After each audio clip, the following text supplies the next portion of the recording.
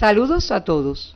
En la semana anterior, como parte del tema enfermedades transmisibles, estudiaron los contenidos relacionados con las medidas inmediatas frente a un foco de infección, así como la definición y características de las campañas y programas como medidas que se realizan en la población con el fin de controlar o eliminar las enfermedades transmisibles.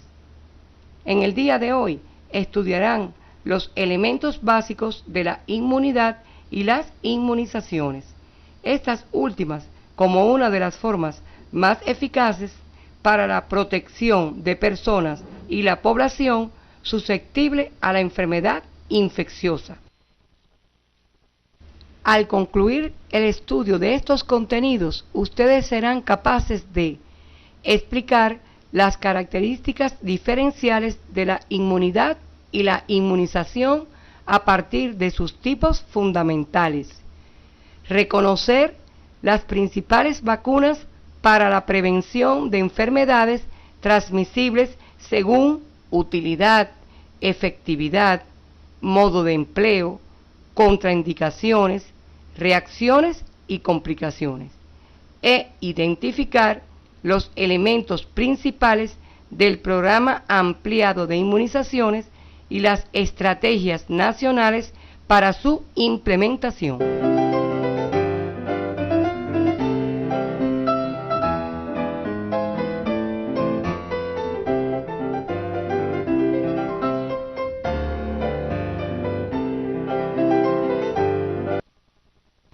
Como ya han estudiado, el conocimiento de los elementos básicos de inmunidad e inmunizaciones y su aplicación en la práctica constituyen una de las formas más eficaces para la protección de personas y la población susceptible a la enfermedad infecciosa.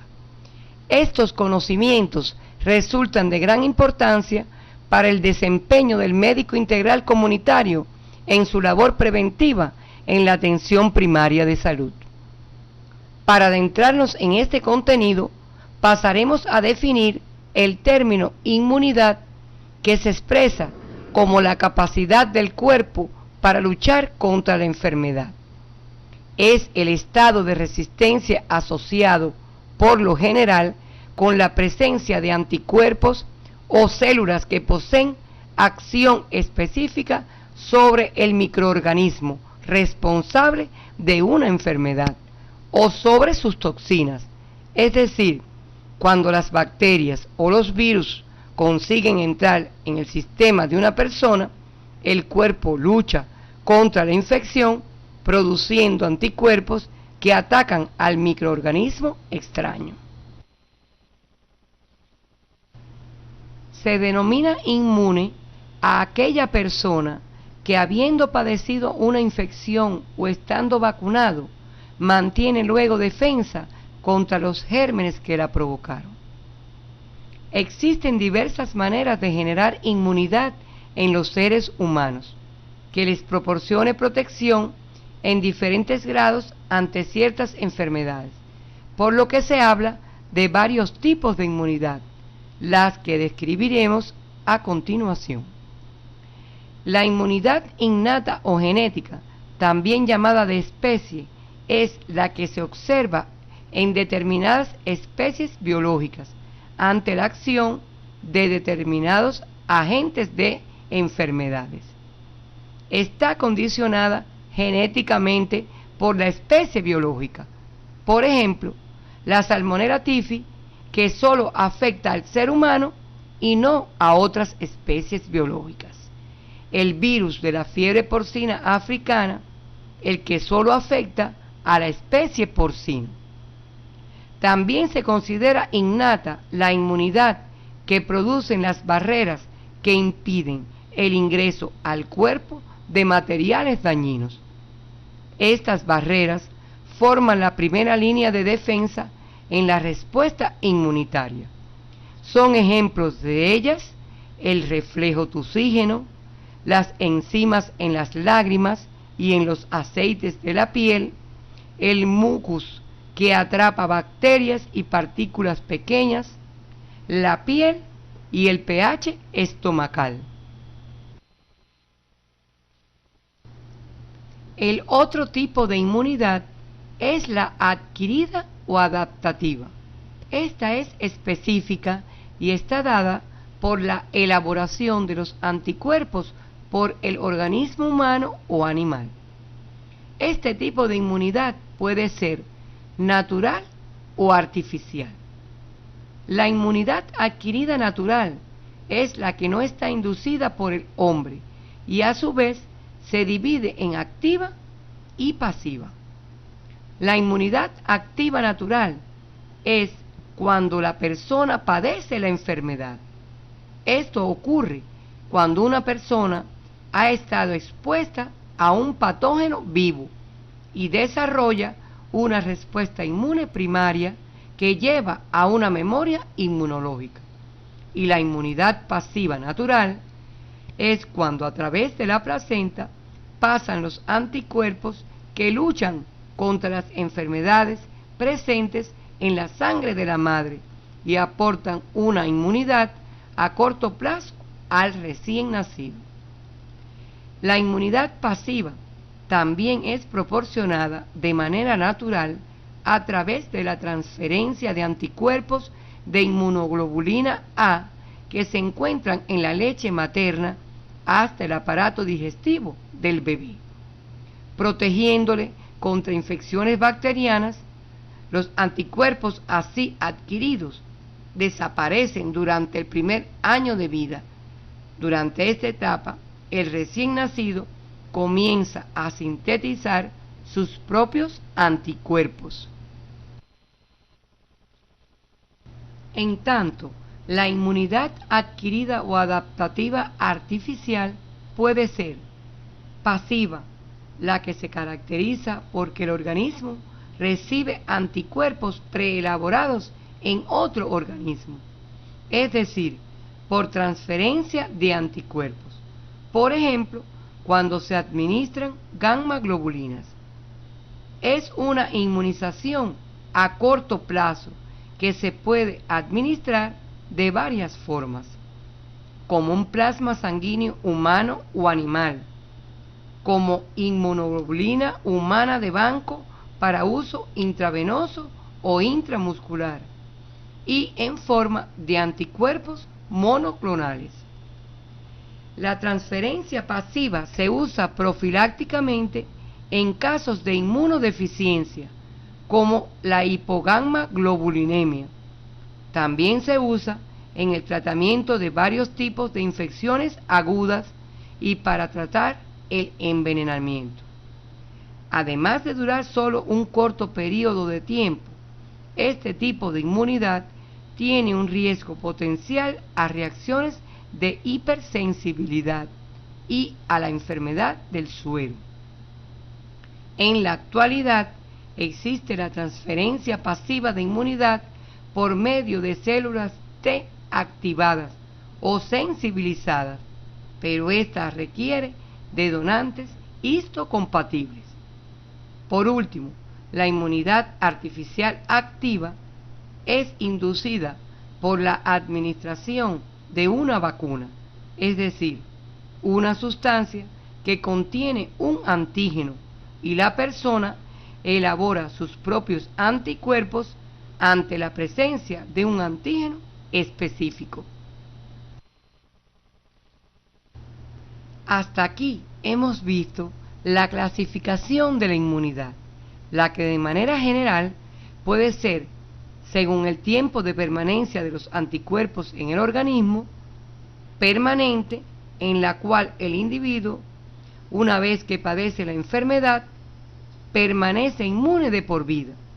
Ejemplo, la que se adquiere cuando padece parotiditis, rubiola, sarampión, viruela o cuando se recibe una vacuna de dosis única que no necesita reactivaciones. Y transitoria, que es aquella en la cual la persona, una vez que padece la enfermedad, se mantiene inmune solo durante un periodo de tiempo. Ejemplo, cuando padece hepatitis o fiebre tifoidea, o cuando recibe una vacuna que necesita reactivaciones o dosis de refuerzo. Para recordar otros aspectos sobre inmunidad, ustedes pueden volver a revisar los contenidos que al respecto estudiaron en la asignatura Morfofisiología Humana 3 en el tema Sangre y mecanismos de defensa. La acción derivada de producir inmunidad artificial activa se conoce como vacunación, la que se define como la generación de inmunidad mediante la estimulación artificial de la producción de anticuerpos para que combatan ciertas enfermedades, pero sin que provoquen las graves complicaciones y los síntomas que a menudo se desarrollan a raíz de haber padecido la enfermedad. Se inocula al individuo una forma del organismo patógeno que no tiene capacidad de producir la enfermedad, pero sí de inducir la formación de anticuerpos. Es una técnica de medicina preventiva cuyo objetivo consiste en procurar resistencia inmune frente a un organismo infeccioso. El término vacunación hoy en día se utiliza para referirse a la administración de cualquier vacuna, independientemente de que el receptor quede o no adecuadamente inmunizado. A veces se trata como sinónimo de inmunización, pero esta última designa el proceso mediante el cual se induce o transfiere inmunidad artificialmente. Las vacunas son preparaciones biológicas que se obtienen por diversos mecanismos de atenuación y modificación de los antígenos que producen los agentes biológicos causantes de la enfermedad. Según la forma de preparación y el tipo de antígeno que la forman, las vacunas pueden ser de antígenos vivos atenuados, en las que los agentes biológicos se atenúan mediante métodos físicos, químicos o biológicos. Como ejemplos tenemos las vacunas BCG, antipoliomielítica, antiamarílica, antivariólica, antisarampionosa y antirrábica. De antígenos muertos, las que utilizan los gérmenes muertos procesados por métodos físicos y químicos, como es el caso de las vacunas antipertusis, antitifoidea y anticolérica. Otros tipos de vacunas son las toxinas modificadas. En ellas, los agentes biológicos elaboran una serie de sustancias llamadas toxinas, que pueden clasificarse en exotoxinas y endotoxinas. Ellas provocan enfermedades y mediante métodos físicos y químicos se pueden modificar sus propiedades antigénicas y convertirse en toxoides que actúan como vacuna.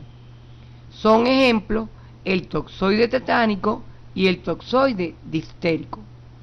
Las vacunas de subunidad son otro tipo de vacunas utilizadas actualmente. Están compuestas de pequeños fragmentos de organismos causantes de enfermedad. Un ejemplo característico es la vacuna contra el virus de la hepatitis B. Los antígenos vacunales múltiples son el resultado del desarrollo tecnológico, donde se han obtenido vacunas con 2, 3 o más antígenos que se mezclan y utilizan simultáneamente. Por ejemplo, la vacuna triple viral que previene la parotiditis, la rubéola y el sarampión. La triple bacteriana que previene la difteria, la tosferina y el tétanos, entre otras enfermedades.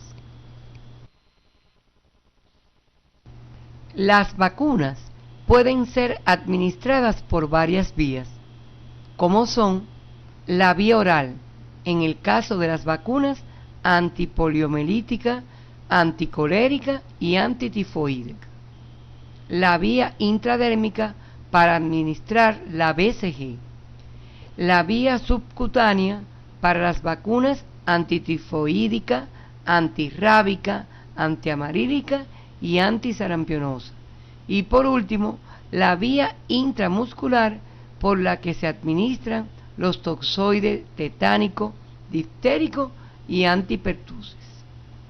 La mayoría de las vacunas son administradas con inyección hipodérmica porque no son absorbidas con fiabilidad a través del aparato digestivo.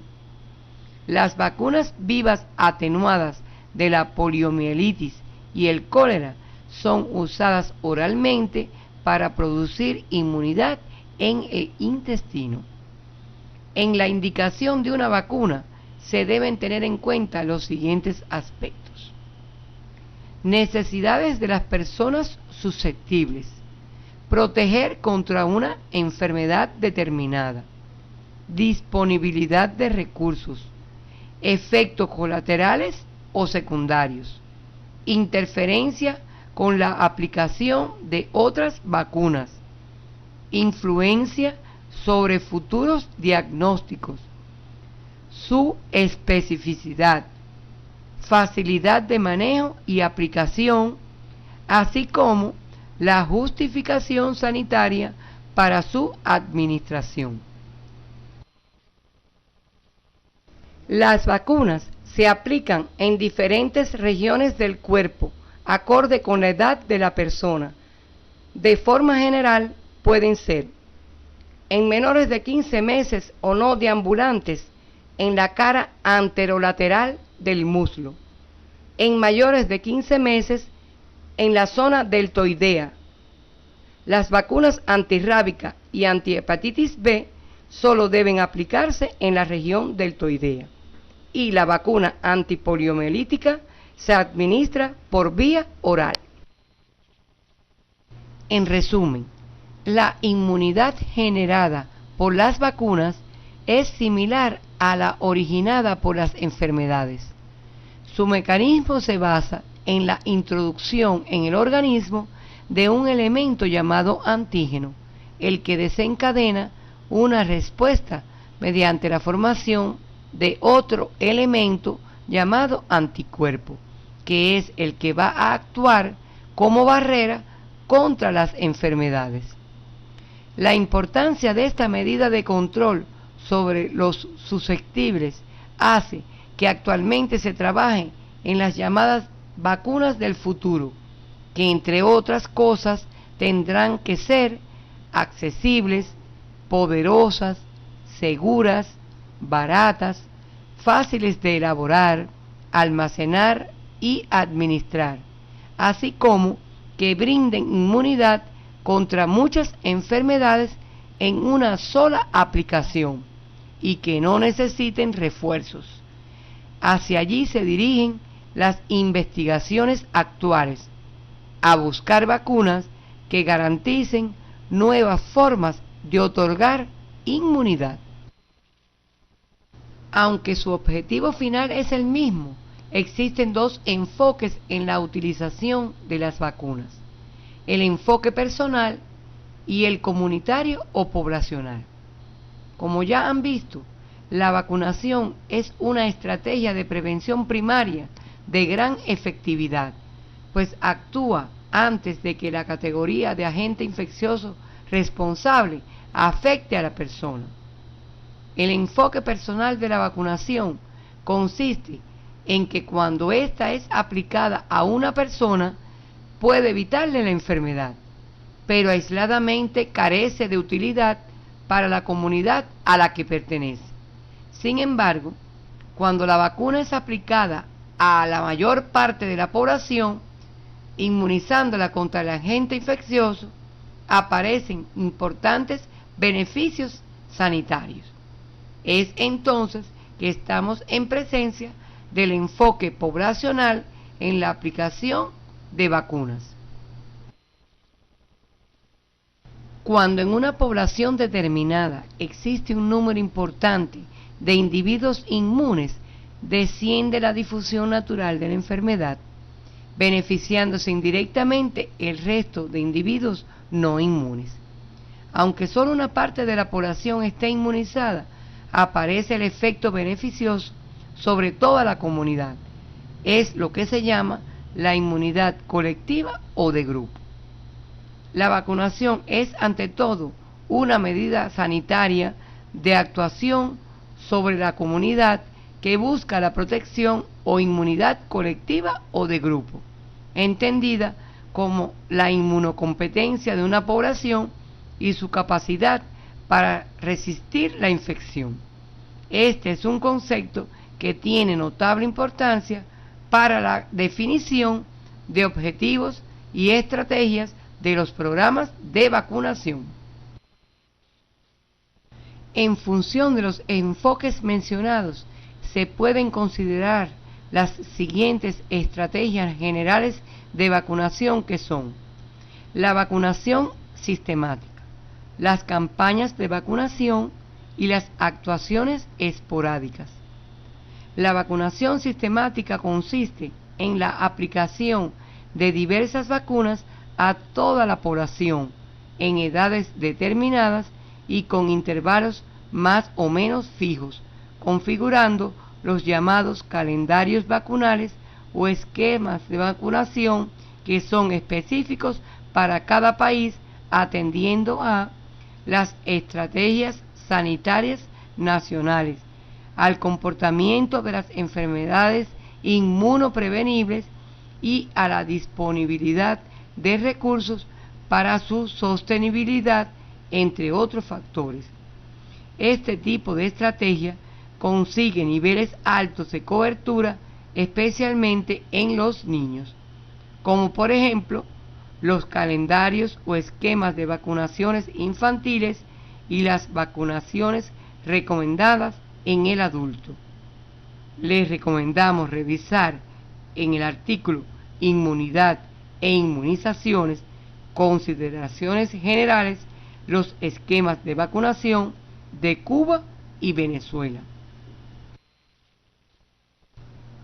Otra estrategia son las campañas de vacunación, que consisten en la vacunación de grupos específicos de población de forma puntual y periódica. Con esta estrategia, las tasas de cobertura son inferiores a las conseguidas con la estrategia anterior. Son ejemplo de ella las campañas anuales de vacunación antigripal a la población adulta mayor, enfermos de SIDA o reclusos. Por último, la estrategia de actuaciones esporádicas se reservan para la vacunación en situaciones epidemiológicas especiales, como control de brotes epidémicos, en enfermedades que no existen en el territorio y que solo están indicadas en viajeros que acudan a países donde existe un alto riesgo, por ejemplo, la vacuna contra la fiebre amarilla, y a personas con mayor riesgo en las que la enfermedad es más grave, es decir, en grupos de alto riesgo, por ejemplo, vacunación antineumocóxica en hogares de ancianos o donde exista hacinamiento. A continuación, veremos otra clasificación de las vacunas, según su utilidad sanitaria y su eficacia en salud pública, el estado del antígeno, la proteína que la integra, el polisacárido que contiene y, por último, según su acción. Pasaremos ahora a conocer cada una de ellas. Según su utilidad sanitaria y eficacia en salud pública, estas pueden ser de elevada eficacia y de menor eficacia o utilidad limitada. Las de elevada eficacia son capaces de conseguir la erradicación de la enfermedad, como ocurre con la antidistérica y la antipoliomelítica, y las capaces de disminuir la incidencia de la enfermedad, como son la antipertusis y la antirrubiólica. y las de menor eficacia o utilidad limitada en salud pública, como por ejemplo es el caso de la antigripal, antitifoidea y la antimeningocócica. Según el estado del antígeno, estas pueden ser atenuadas, inactivas y enteras. Según la proteína que la integra, se encuentran las vacunas de toxoide, usadas contra la difteria y el tétanos, y las vacunas de subunidades, como las antigripales de segunda generación. Según el polisacárido que contiene, pueden ser conjugadas y puras. Las conjugadas, como la vacuna para la meningitis de tipo C, y las puras, como es el caso de la vacuna polisacárida para el neumococo 23 valente, y por último, según su acción, las vacunas pueden ser preventivas y terapéuticas. Las preventivas, cuando producen o aumentan la inmunidad, y las terapéuticas, si mantienen la enfermedad de personas ya infectadas en niveles menos severos, por ejemplo, el VIH-Sida. Otro aspecto importante en el trabajo de vacunación es conocer los factores que influyen en la efectividad de una vacuna, entre los que están su estabilidad, su eficacia y su efectividad. La estabilidad está asociada a la resistencia que tenga la vacuna ante posibles degradaciones físicas como son la luz, temperaturas elevadas o bajas hasta la congelación, o por el tiempo transcurrido desde su fabricación, entre otros factores. Se debe probar que la vacuna mantenga la estabilidad de su propiedad inmunógena. La eficacia, por otra parte, está asociada con los resultados o beneficios de salud proporcionados a las personas después de vacunados bajo condiciones ideales, es decir, está en función de su inmunogenicidad. Y por último, la efectividad de las vacunas está dada por los resultados o beneficios a la salud proporcionados por un programa de vacunación en la población. Depende de factores económicos, ambientales, sociales y culturales que regulan su disponibilidad, el acceso, la estabilidad, la manipulación y la aceptabilidad por parte de la población a una vacuna. Las vacunas más usadas a nivel mundial son las relacionadas con las principales enfermedades inmunoprevenibles, como son vacuna BCG contra la tuberculosis, vacuna antipoliomielítica contra la poliomielitis, vacuna DPT o triple bacteriana contra la difteria, tosferina y tétanos, vacuna antihepatitis B contra la hepatitis tipo B, vacuna PRS contra la parotiditis, rubiola y sarampión, toxoide tetánico contra el tétanos, vacuna antitifoidea contra la fiebre tifoidea y anti-Haemophilus influenzae B. También se aplica con relativa frecuencia la vacuna antiamarílica contra la fiebre amarilla. Entre las contraindicaciones generales que tiene la aplicación de vacunas se encuentran reacción anafiláctica a una dosis previa de la vacuna, reacción anafiláctica previa a un componente de la vacuna, enfermedad aguda, moderada o grave. En pacientes con severa inmunosupresión, excepto el sarampión, no se recomienda vacunar bacterias o virus vivos. Paciente que recibe corticoides a altas dosis por tiempo prolongado no deberá recibir vacunas a antígeno vivo hasta un mes después de suspender el tratamiento. Si se trata de quimioinmunosupresores, deberá esperar 3 meses. En embarazadas, no administrar vacunas de virus vivos. Los recién nacidos pretérmino podrán recibir las vacunas de acuerdo a edad cronológica. Existen además las llamadas falsas contraindicaciones, las que debe revisar en la bibliografía básica del tema que se encuentra en el CD de la asignatura.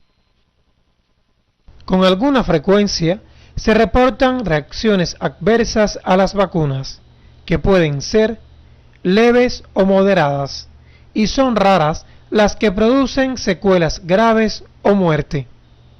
Estas reacciones pueden ser locales y sistémicas. Entre las locales se encuentra el dolor, el enrojecimiento y la inflamación en el lugar de la inyección. Y como reacción sistémica aparece la fiebre, que puede presentarse inmediatamente o en un periodo corto de tiempo. También se reconoce la somnolencia y la irritabilidad.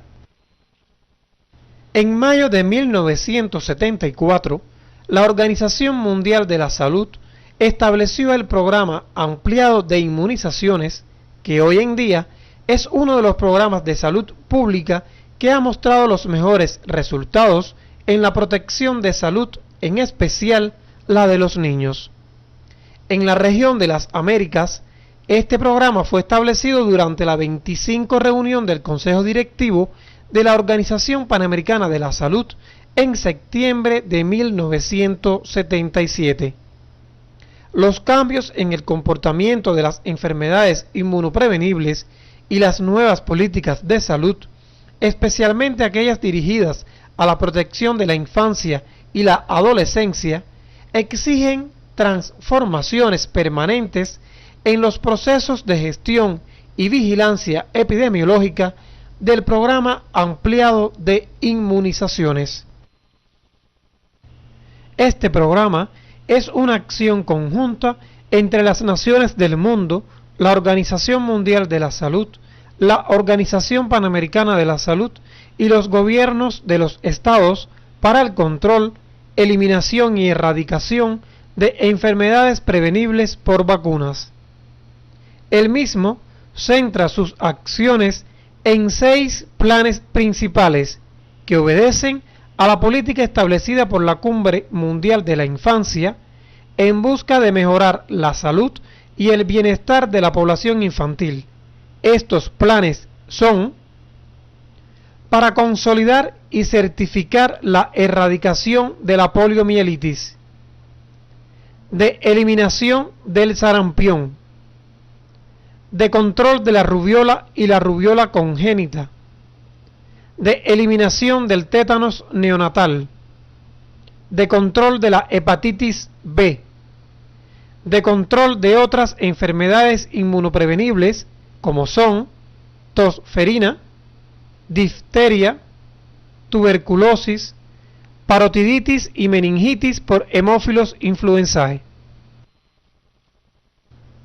Los objetivos del programa ampliado de inmunizaciones están encaminados a reducir la morbilidad y la mortalidad causadas por poliomielitis, tosferina, tétanos neonatal, difteria, tuberculosis, parotiditis, sarampión, rubiola y meningitis. Sentar las bases que garanticen un apoyo financiero nacional que asegure la continuidad del programa con el fin de que toda la población continúe teniendo acceso a los servicios de vacunación. Erradicar la circulación del virus salvaje de la poliomielitis y eliminar el tétanos neonatal. Ustedes podrán ampliar en el estudio de estos contenidos si revisan el artículo Inmunidad e Inmunizaciones, Consideraciones Generales, que aparece en la bibliografía básica del tema en el CD de la asignatura. A continuación le proponemos las siguientes tareas docentes. Lea detenidamente el artículo Inmunidad e inmunizaciones, consideraciones generales, y apoyados en este video didáctico, confeccione un resumen en el que caracterice los diferentes tipos de inmunidad, teniendo en cuenta la forma de generar la protección a los seres humanos contra las enfermedades infecciosas y ponga ejemplo en cada uno de los casos.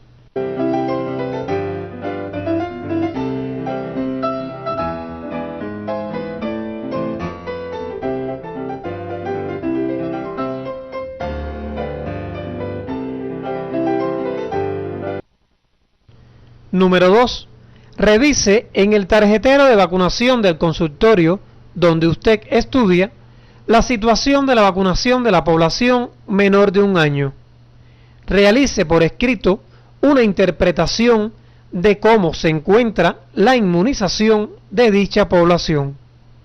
Tenga en cuenta la diferencia entre vacunación e inmunización y el cumplimiento del esquema nacional de vacunación vigente.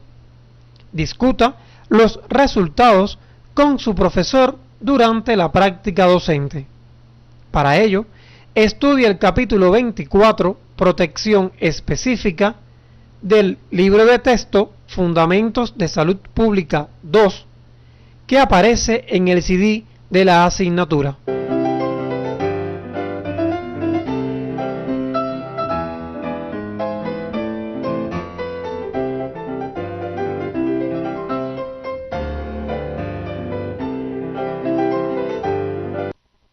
Al finalizar la actividad orientadora de hoy, podemos concluir que la inmunidad es la capacidad del organismo humano para luchar contra la enfermedad, mientras que la inmunización es el proceso mediante el cual se induce o transfiere inmunidad de forma artificial. Las vacunas son preparaciones biológicas que se obtienen por diversos mecanismos de atenuación y modificación de los antígenos que producen los agentes biológicos causantes de la enfermedad.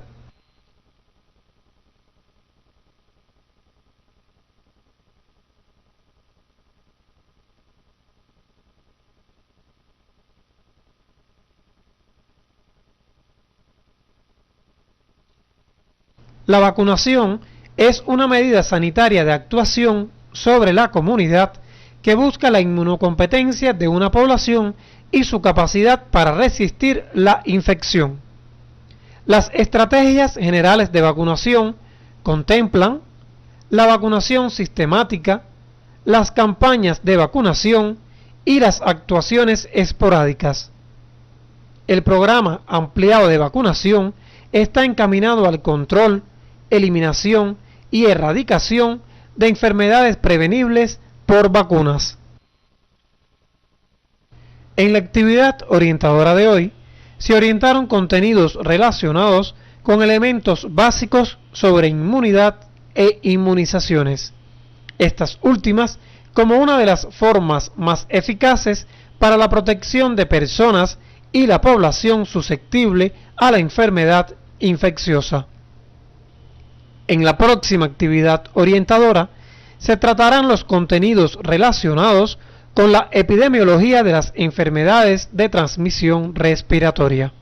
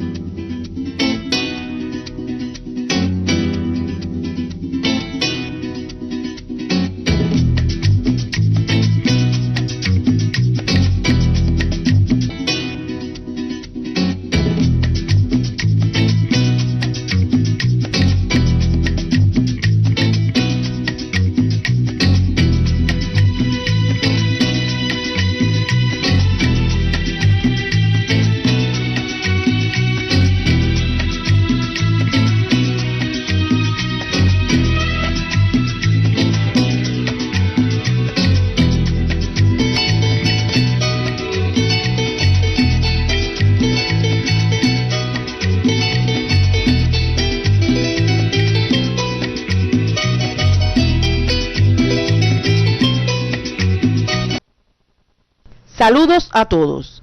En la semana anterior estudiaron los contenidos relacionados con la inmunidad e inmunizaciones, aspectos de gran importancia en el trabajo del equipo de salud en la atención primaria de salud. En el día de hoy se estudiarán las características epidemiológicas de algunas enfermedades de transmisión respiratoria y las medidas que deben realizarse para el control de las mismas. Con el estudio de estos contenidos, ustedes serán capaces de identificar las características epidemiológicas de las enfermedades de transmisión por vía respiratoria a partir de los componentes de su cadena epidemiológica, periodos de incubación y transmisibilidad, así como ejecutar las medidas para su control.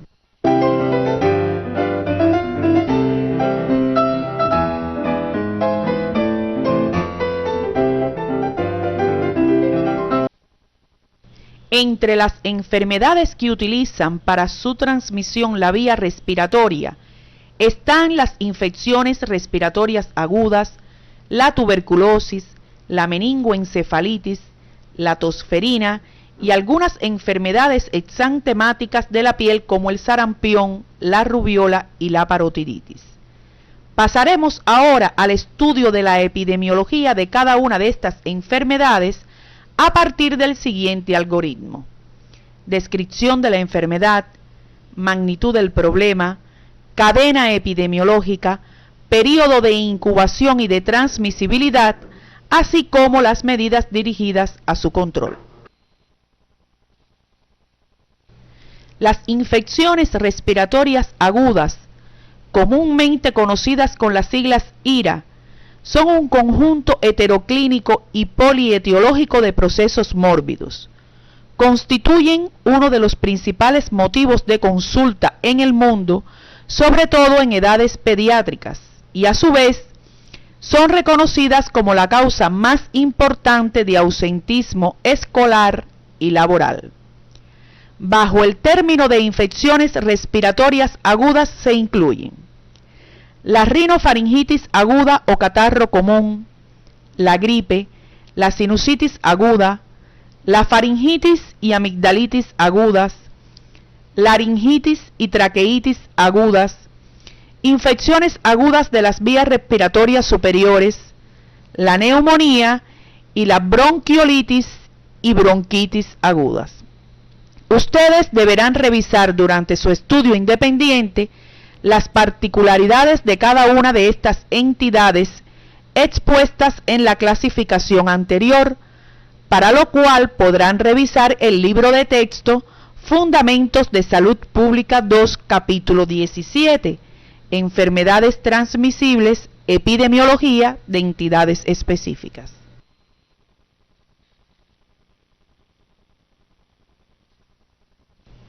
Las infecciones respiratorias agudas se encuentran entre las afecciones de más alta morbilidad en numerosos países, ya sean industrializados o del tercer mundo. Algunas de ellas, como la gripe, se caracterizan por su elevada frecuencia y en ocasiones puede representar una importante alteración de la vida social, ya que en poco tiempo se ve afectado un gran número de personas, como ocurre en los brotes pandémicos. Las IRA están entre las primeras 5 causas de mortalidad general en casi todos los países y en algunos constituye la primera causa, siendo particularmente importante en el primer año de vida y en edades avanzadas. Se sabe que como promedio un niño residente en un área urbana sufre entre 5 y 8 episodios de infección respiratoria aguda al año, con una duración media de 7 a 9 días. La mayoría de estas afecciones tienen una etiología viral y por lo general un comportamiento relacionado con las estaciones del año, dado por la mayor incidencia de los virus en las distintas estaciones. Por ejemplo, los rinovirus son más frecuentes en el otoño y mitad de la primavera, mientras que los virus Coxsackie lo son en el verano. La Organización Mundial de la Salud señala como factores de riesgo que propician la mortalidad por infecciones respiratorias agudas en los niños menores de 5 años los siguientes: el bajo peso al nacer, la falta de inmunización y la desnutrición. Se reconocen en los ancianos la senectud inmunológica, la disminución de la capacidad física y mental, el estado nutricional y la presencia de enfermedades asociadas como factores que incrementan la probabilidad de muerte en este grupo de edad. Existen además otros factores que influyen en la morbilidad y pronóstico de estas entidades, como la contaminación atmosférica, la baja cobertura de atención médica y la insuficiente disponibilidad de medicamentos. A continuación explicaremos la cadena epidemiológica con cada uno de sus elementos. El agente infeccioso incluye gran número de microorganismos, como virus y bacterias.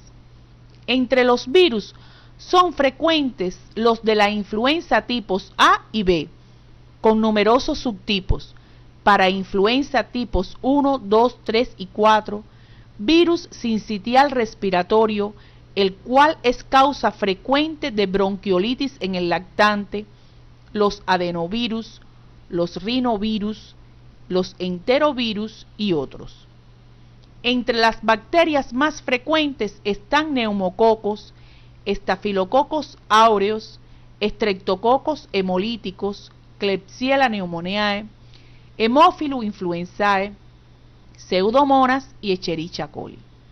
El reservorio más importante es el ser humano, aunque también pueden serlo diferentes especies de animales domésticos y salvajes como cerdos, caballos, gallinas, monos, entre otros. La puerta de salida son las fosas nasales y la boca del reservorio, ya sea este enfermo o portador.